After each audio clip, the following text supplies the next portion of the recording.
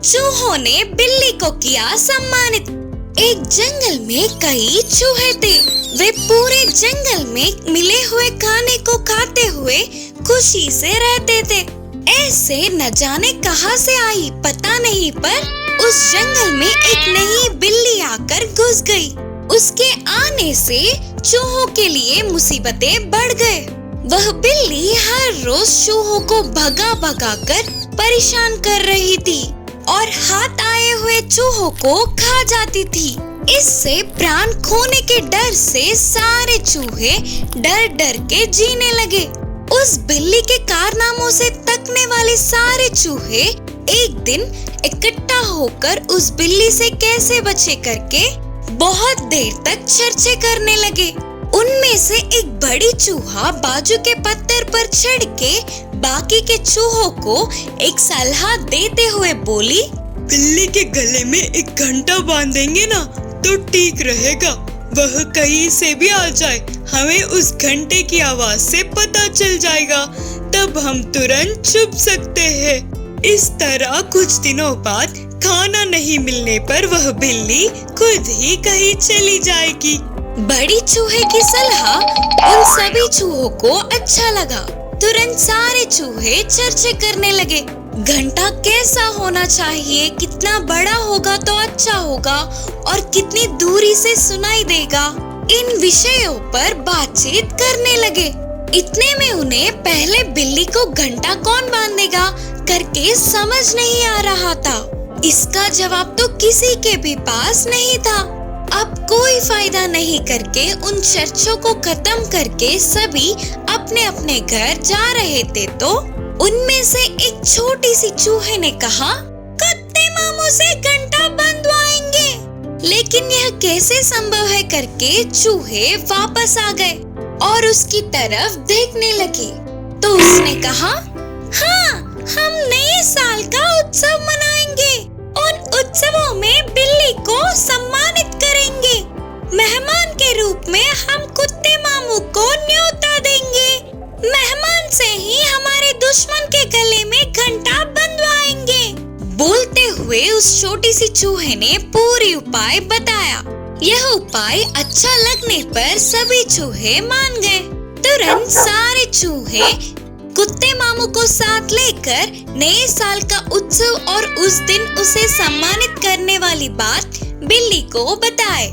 कुत्ते के ऐसे आकर पूछने पर बिल्ली भी बहुत खुश होकर तुरंत मान गई। उसके बाद नए साल की उत्सव बड़े धूमधाम से हो रही थी। उत्सवों में बिल्ली को बड़े आदर के साथ सम्मानित किया जा रहा था। चूहे बिल्ली के तारीफें करने लगे। बिल्ली बहुत ही सुंदर है और उसके गले में ये हार के जैसा घंटा होगा तो वो और ज्यादा खूबसूरत होगी करके उसे चिढ़ाने लगे। उन तारीफों से बिल्ली फुलकर मान गई। चूहों ने मेहमान कुत्ते मामू से उस घंटे को बंधवाया। उन उत्सवों में बिल्ली गुरूर से इधर उधर घूमने लगी। गले में हार जैसे घंटे को देख खुश हो रही थी। घंटे की आवाज सुनकर सारे चूहे अरे वाह वाह बोलने लगे। इस तरह उत्सव खत्म हुआ। उसके बाद बिल्ली के आने से पहले ही उस घंटे की आवाज से सारे चूहे जल्दी से चालों में घुसकर अपने प्राणों को बचा लेते थे। इस तरह मुसीबत के टलने पर नए साल में सारे चूहे खुशी खुशी रहने लगे। सही समय पर अच्छी उपाय बताने वाली छोटी सी चूहे का बाकी के सारे चूहे तारीफ करने लगे। मुर्गी और बतख। एक बार एक गांव में एक मुर्गी रहती थी। एक दिन वो जब खाने की तलाश में नदी के पास आई तो एक बतख ने उसे देखा और उसके पास आई और कहने लगी, ओ मुर्गी, क्या तुम मेरे साथ खेलोगी? मुर्गी ने बहुत घमंड से जवाब दिया, मैं और तुम्हारे साथ खेलूं? ना बाबा, मुझे तो अकेले खेलना ही पसंद है। वहीं पास से एक भेड़िया गुजर रहा था। जब उसकी नजर मुर्गी पर पड़ी तो उसके मुंह में पानी आ गया और उसका शिकार करने के लिए वो मुर्गी के पास आने लगा। मुर्गी ने भेड़िए को देखा, पर वो कुछ कर नहीं सकी क्योंकि आगे पानी था तो पीछे भेड़िया। बेचारी डर कर यहाँ वहाँ देखने लगी। तभी वहाँ बतख आई और कहने लगी, जल्दी से मेरे ऊपर बैठ जाओ, मैं तुम्हें यहाँ से नदी पार करा दूंगी।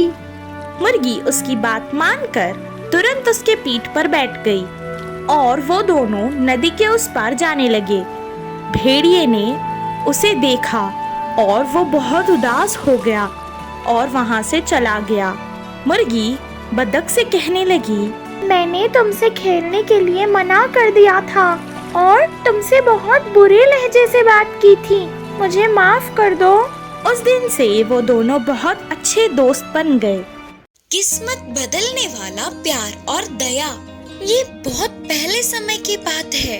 एक साधु जंगल के नदी के पास आश्रम का निर्माण करके रहता था। उनके कई शिष्य थे। वे सभी वही रहकर गुरुजी से विद्या का अध्ययन करते थे। वे विद्या के साथ साथ अच्छे अच्छे सीख भी देते थे। उस साधु के सभी शक्तियों में से एक अद्भुत शक्ति था कि वे मनुष्यों की किस्मत जान सकते थे। उन शिष्यों में एक 10 साल का बच्चा भी था। एक दिन साधु ने उस बच्चे की शक्ल को देखा तो उन्हें उसकी भविष्य का पता चल गया।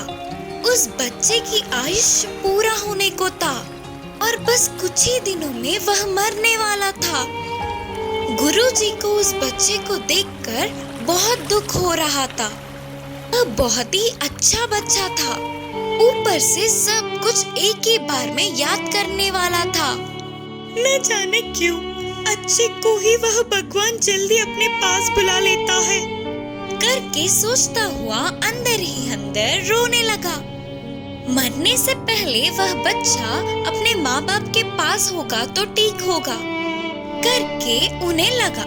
इसीलिए साधु ने उस बच्चे को बुलाकर कहा, बेटा अब थोड़े दिनों के लिए छुट्टी लेकर अपने घर जाओ। जितने चाहे उतने दिन अपने माता पिता के साथ खुशी से बिताना। वापस आने की कोई जल्दबाजी मत करना करके समझाते हुए घर भेजा। विद्या को बीच में छोड़ के जाना नापसंद होने पर भी गुरुजी के कहने पर उन्हें ना बोल पाते हुए बच्चा घर लौटने लगा। रोज रोज भारी हो रहे थे। शिष्यों को विद्या बोध करने पर भी वह साधु उसी बच्चे को याद कर कर दुखी होते थे। गुरुजी में आए हुए इस परिवर्तन को शिष्यों ने ध्यान दिया पर उन्हें कुछ पता नहीं चल पाया। ऐसे 3 महीने बीत गए। गुरुजी ने सोचा कि वह बच्चा तो मर गया होगा। अचानक एक दिन साधु पहाड़ी पे बैठकर नीचे देख के चौंक गए क्योंकि वह बच्चा वापस आश्रम आता दिखा। पहाड़ी के ऊपर पहुंचने के बाद उस बच्चे की शक्ल को देखने पर अब वो अपना पूरा जीवन बूढ़ा होने तक जिंदा होगा करके उन्हें पता चल गया। क्या ये संभव है? क्या करने पर इसकी किस्मत इतनी बदल गई करके सोचते हुए आश्चर्य हुए और पूछा, बेटा तेरे इधर से जाने के बाद क्या क्या हुआ पूरा बताना करके अपने शिष्य से पूछे। तब वह बच्चे ने अपने घर लौटते समय क्या क्या देखा वो सभी बताया। बीच के रास्ते में दिखे गांव और पार किए हुए शहरों के बारे में बताया। उसके चढ़े हुए पहाड़ों के बारे में और उसके पार किए हुए नदियों के बारे में बताया। फिर साधु ने पूछा, और कुछ विशेष बातें हैं क्या बेटे? फिर शिष्य ने याद करते हुए कहा, एक बार मुझे एक तालाब को पार करना था गुरुजी। तब तक तूफान आ चुका था। इससे वह तालाब और ज्यादा बह रहा था। उस तालाब के बीचों बीच एक मिट्टी का ढेर था। उस पे चींटियों का झुंड कहीं ना जा पाते हुए गिड़गिड़ा रहे थे। थोड़ा थोड़ा होकर वह मिट्टी का ढेर पिघल रहा था।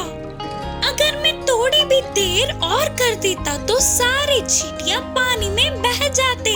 और गुरुजी मुझे तो उन पर दया आई, तो तुरंत मैंने बाजू के पेड़ के डाल को उस मिट्टी के ढेर से लगाकर खड़ा था। तब सारे चींटियां डाल पे आ गए। मैंने उस ढाल को किनारे पहुंचने तक पकड़े रखा, फिर मैं अपने रास्ते चला गया। मैंने उन छोटे जीवों को बचा लिया, इससे मुझे बहुत खुशी मिली। तब साधु सोच रहे थे कि अच्छा, तो ये कारण है, इसीलिए देव देवताओं ने इसका आयुष्य बढ़ाया। के साधु समझ गए। इस कहानी से यह शिक्षा मिलती है कि हमारी किस्मत हमारे हाथों में ही होती है। राक्षस और बंदर की कहानी। एक जंगल में एक राक्षस रहता था। नजर में आए हर एक जानवर को मार के खा जाता था। इस तरह जंगल के जानवरों की संख्या कम होती जा रही थी। एक दिन जंगल के सभी जानवर इकट्ठा हुए।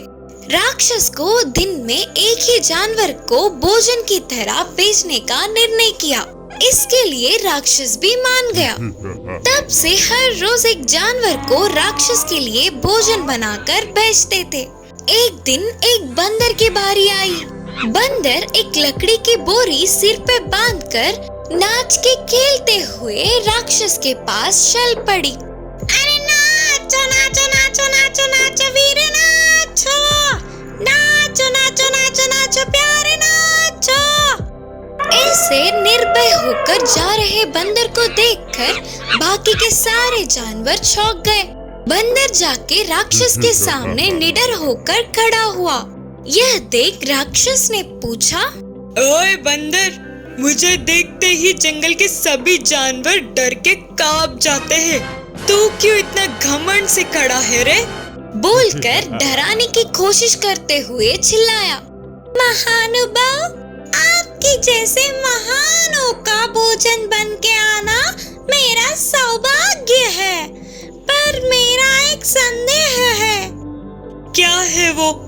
बंदर उसके लाए हुए लकड़ियों को फैलाकर भड़काते हुए बोला, आप इतने बहादुर राक्षस हो, आपको आग से डर लगता है करके जंगल में सभी जानवरों का मारना है, ये सच है क्या?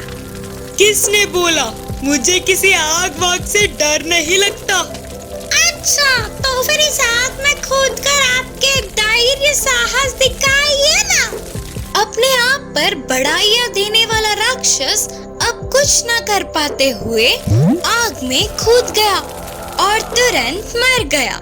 यह देख बंदर खुशी से नाचने लगा और बाकी के सभी जानवरों ने बंदर की तारीफें की। इस कहानी की शिक्षा है कि अपनी बुद्धि से किसी भी कष्ट से बाहर निकल सकते हैं।